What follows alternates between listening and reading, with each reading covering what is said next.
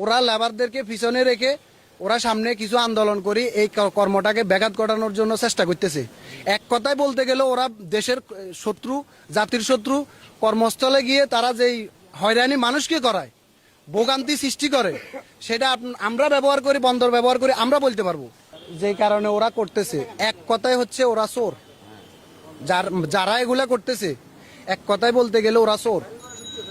কেন বললাম আমি কথাটা? আমরা বন্দর ব্যবহার করি, আমরা বলতে পারি বন্দরে কি রকম ভোগান্তি প্লাস কি রকম চুরি চামারি হয়, সেগুলা সবগুলাই ওরা করে। কাস্টমের জন্য আমরা ঘন্টার পর ঘন্টা বসে থাকতে হয়, স্কেলে গাড়ি নিয়ে ঘন্টার পর ঘন্টা বসে থাকতে হয়। ওর ডিউটি 8টায়, ও আসে 10টায় বাসা থেকে। এই কাস্টম এখন ওদেরকে বাইর করে দিতে পারে, ঠিক আছে, কিন্তু লেবার যারা কাজ করে তাদেরকে ডিবি ওয়ার্ল্ড বাইর করবে না, তাদেরকে বহাল রাখবো। তারা তাদের মতো করি মনে করেন বিষয়টা চালাইবো, বন্দরটা পরিচালনা করব। এখন এখানে লেবারদেরকে কিছু ভুলভ্রান্তি বুঝ দিয়ে ঘন্টার পর ঘন্টা শুধুমাত্র একটা সিগনেচারের লাই 2 ঘন্টার উপরে বসে থাকা লাগে। আমি মোটর এই ড্রাইভার, আমি কেডিএস লজিস্টিকের ড্রাইভার।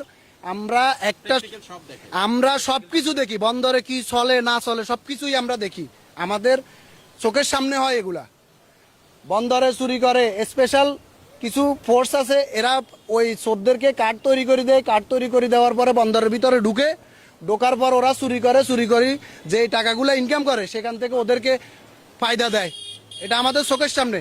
বন্দরে এসকারাবের গাড়ি থেকে এসকারাব নামাই ফেলে, সেই লোকগুলা মনে করেন ইফা স্টেটাসের লোক। এগুলো আমাদের চোখের সামনে হয়। ইফা স্টেটাসের লোক, এটা একটা সংগঠনের লোক। যেমন এদেরকে বন্দরে চাকরি, এরা তো বাইরের একটা প্রতিষ্ঠান, ঠিকাদার প্রতিষ্ঠান। তাইলে ওরা ভিতরে ঢুকি চুরি করে, ওরা চুরি করার সেও কিন্তু কারণ আছে, চুরি করার কারণ আছে। তাকে যে বেতন দেয়, যে কর্ম করায় তারে দি, সে কর্মের পোষায় না। তাইলে ডিবি ওয়ার্ল্ড আসার ফলে আমরা বিদেশি কোম্পানিতে চাকরি করলে আমাদের কর্মের মূল্য পাবো, আমরা কর্মের গতি বাড়বো। তাইলে বন্দরে এভাবে যে মানে অচল করে দিছে। আপনি সাইড পাওয়ারটেক নামে একটা প্রতিষ্ঠান আছে, কয়েকশো কোটি টাকা সে লুট করছে। বিগত বছরগুলোতে কয়েকশো কোটি টাকা লুট করছে, কিন্তু কারো কোনো মাথা ব্যথা নাই, কারো কোনো মাথা ব্যথা নাই।